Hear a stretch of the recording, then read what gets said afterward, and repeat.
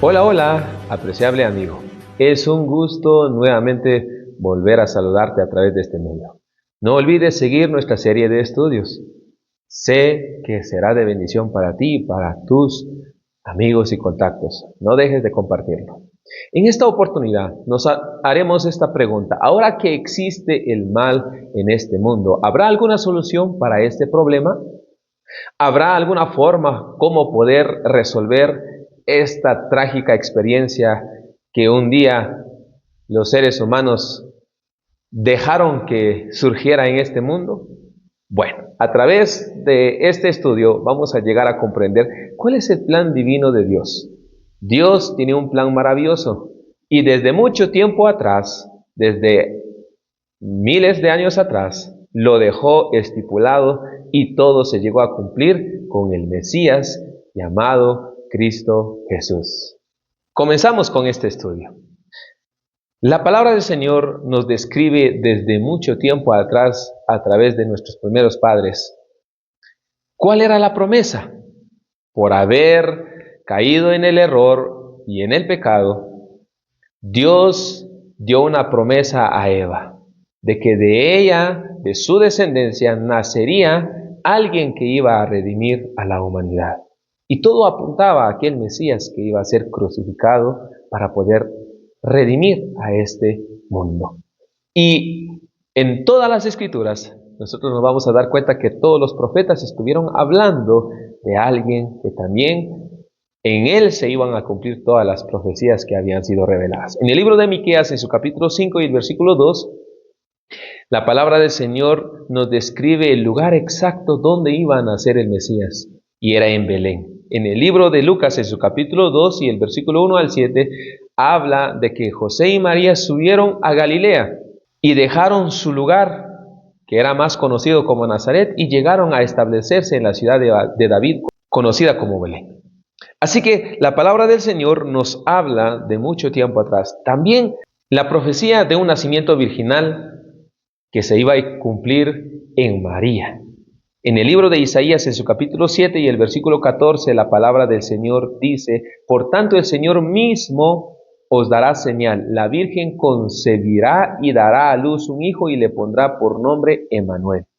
En las Sagradas Escrituras, en el libro de Mateo, en su capítulo 1 y el versículo 23, se plasma el cumplimiento de que María iba a concebir un hijo y su nombre iba a ser Emmanuel, traducido Dios con nosotros. En el libro de Génesis, en su capítulo 49, del versículo 8 al 10, se habla de Judá y cómo iba a ser la tribu de Judá. Además, Judá era el león y la palabra del Señor describe a Jesús como aquel que iba a nacer de la tribu de Judá, conocido en el Apocalipsis como el león de Judá. Así que la palabra del Señor habla proféticamente sobre la descendencia de Jesucristo. En el libro de Lucas, en su capítulo 1 y el versículo 30 al 32, se describe la genealogía de Cristo Jesús. Y entre uno de los progenitores, uno de los ascendientes de Jesús, era Judá. La palabra del Señor es clara. En el libro de Números, en su capítulo 24 y el versículo 17, se habla de que Dios iba a levantar una estrella de la tribu de Judá, la estrella de Jacob. ¿Y cómo se llega a cumplir eso? En el libro de Mateo, en su capítulo 2 y el versículo 1 en adelante, dice la palabra del Señor que cuando Jesús nació en Belén, dice, de Judea, en días de Herodes, vinieron del oriente, dice, a Jerusalén unos magos y preguntaron: ¿dónde está el rey de los judíos que ha nacido? Porque la estrella, su estrella hemos visto en el oriente y venimos a adorarle. Estos magos eran estudiosos de la palabra del Señor. No pasaban por desapercibidos ciertas profecías que se tenían que cumplir. Y ellos sabían muy bien cuándo y en qué momento iba a nacer el Hijo de Dios. En el libro de Isaías, en su capítulo 61 y el versículo 1 al 3, se predice el ministerio del Mesías. Y Jesucristo mismo lo dio a conocer ante los maestros.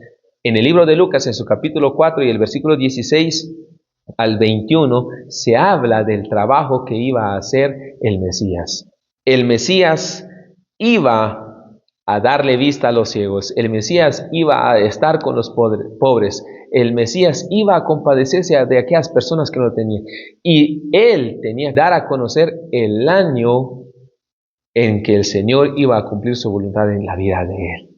Así que, queridos amigos, Dios es tan claro a través de su palabra. Salmos 55 y el versículo 12 al 13 habla de que un enemigo no es el que muchas veces nos puede traicionar, sino hay que tener cuidado del que es más íntimo hacia nosotros, el más cercano hacia nosotros, nos pueden causar daño. También en el caso de Jesús fue su amigo, y se relata en el libro de Mateo en su capítulo 26 y el versículo 47 al 50, se habla del relato del arresto de Jesús, cuando Judas también llegó a ese lugar y se presentó, se acercó a Jesús, lo abrazó, lo besó y Jesús le hizo la pregunta: amigo, ¿a qué vienes? Judas sabía muy bien cuál era su objetivo. En el libro de Zacarías, en su capítulo 11 y el versículo 12 al 13, la palabra del Señor habla sobre la traición de Judas y dice: yo les dije, si os parece bien, dadme mi salario, y si no, dejadlo. Entonces pesaron mi salario, 30 piezas de plata. Jehová me dijo: échalo al tesoro, hermoso precio con que me han apreciado. Tomé entonces las 30 piezas de plata y las eché en el tesoro de la casa de Jehová.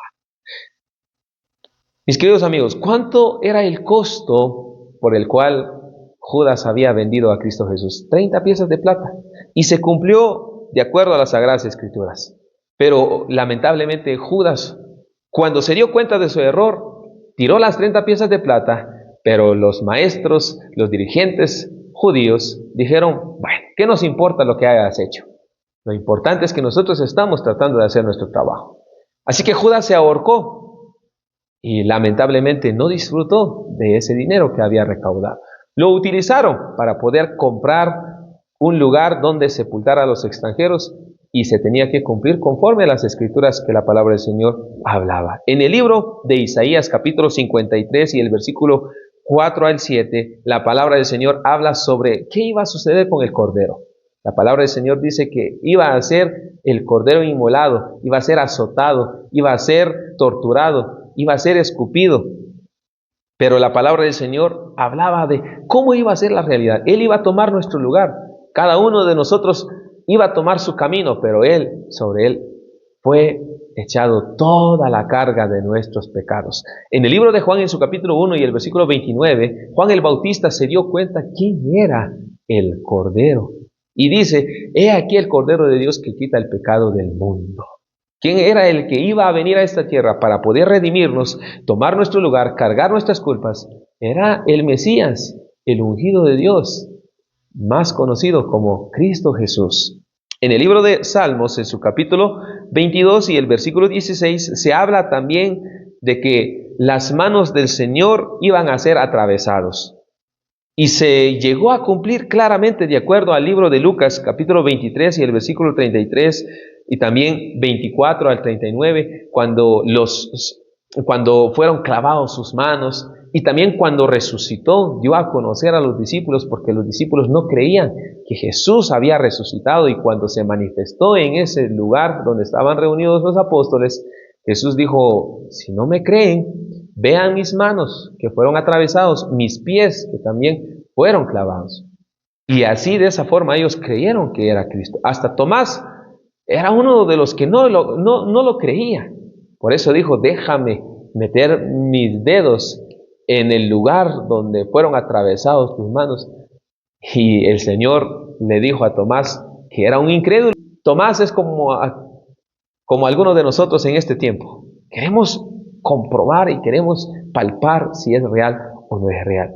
En el libro de Salmo, en su capítulo 22 y el versículo 18, la palabra del Señor anticipó de que su vestidura iba a ser repartido entre todos aquellos que lo iban a torturar. Y se cumplió de acuerdo a Mateo 27:35, que iban a echar suerte sobre su manto.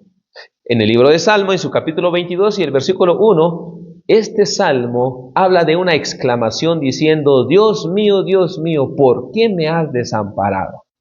Cristo Jesús, estando en la cruz del Calvario, en el libro de Mateo, en su capítulo 27 y el versículo 46, habla de la separación que tuvo a causa del pecado con su Padre. Cristo sintió el peso del pecado y sintió también lo terrible que era el pecado. Y por eso exclamó esta expresión: Elí, Elí, lama sabactani. Dios mío, ¿por qué me has desamparado? Mis queridos amigos, Cristo Jesús tomó nuestro lugar. Era el Cordero, era el que nos iba a redimir. En el libro de Salmo 34 y el versículo 20 habla de que al momento de que Jesús iba a ser crucificado, ni uno de sus huesos iba a ser roto. Y evidentemente no hubo ninguna fractura en el cuerpo de Cristo Jesús. Lo único que hicieron fue traspasar el costado. Eso fue lo único que hicieron con el Hijo de Dios estando en la cruz del Calvario. Isaías 53:9 profetizó cómo iba a ser la muerte de Cristo Jesús. Bueno, en el libro de Mateo, en su capítulo 27 y el versículo 57 y 60, habla sobre aquel hombre que compró un terreno y construyó un sepulcro, y ahí tenía su heredad, pero lo donó para que en ese lugar fuese sepultado el Hijo de Dios. La palabra del Señor en Isaías 53:9 dice que Jesús, su entierro iba a ser con los ricos. Así que la palabra del Señor, todo se llegó a cumplir. Salmos 16:10 habla de la resurrección de Cristo Jesús, que Dios no iba a permitir que su Hijo estuviese en el Seol y que viera corrupción.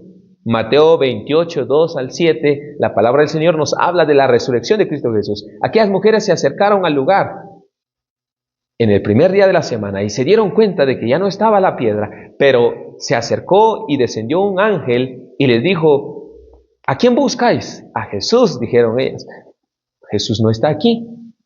Como ustedes sabían muy bien, Él les había dicho que Él resucitaría al tercer día. Así que Él va delante de ustedes hacia Galilea. Y así se cumplió las Escrituras, queridos amigos. Jesús resucitó. Jesús nos da la seguridad y la solución del mal en este mundo. Y su palabra del Señor tenía un plan divino para restaurar a la humanidad caída. Dios te bendiga. Saludos.